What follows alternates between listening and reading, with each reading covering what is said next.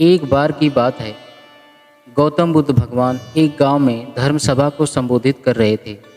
सभी लोग अपनी कई समस्याओं को लेकर उनके पास जाते और उसका हल लेकर खुशी खुशी वहां से वापस आते थे। उसी गांव में एक गरीब व्यक्ति रहता था।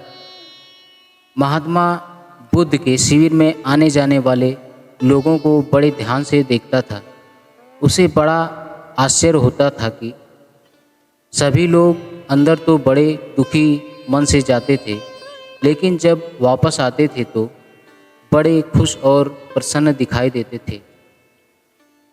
उस गरीब व्यक्ति को लगा कि क्यों न वो भी अपनी सभी समस्याओं को भगवान गौतम बुद्ध को बताए।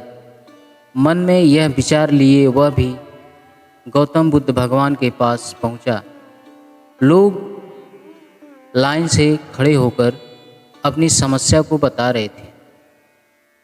जब उसकी बारी आई तो उसने सबसे पहले महात्मा भगवान गौतम बुद्ध को प्रणाम किया और फिर कहा, भगवान, इस गांव में लगभग सभी लोग खुश और समृद्ध हैं, फिर मैं ही क्यों गरीब हूँ।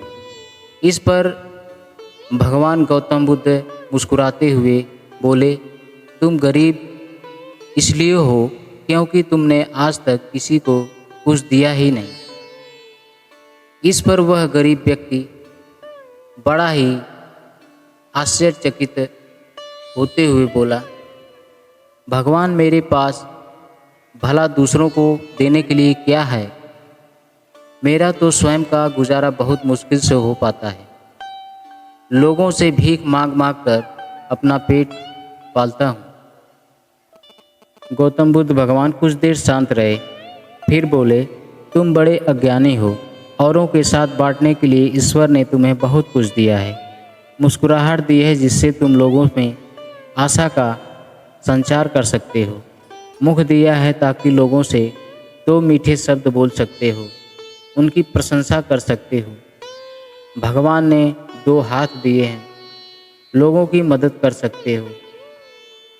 ईश्वर ने जिसको ये तीन चीज़ें दी हैं वह कभी गरीब और निर्धन हो ही नहीं सकता। निर्धनता का विचार आदमी के मन में होता है, यह तो एक भ्रम है, इसे निकाल दो।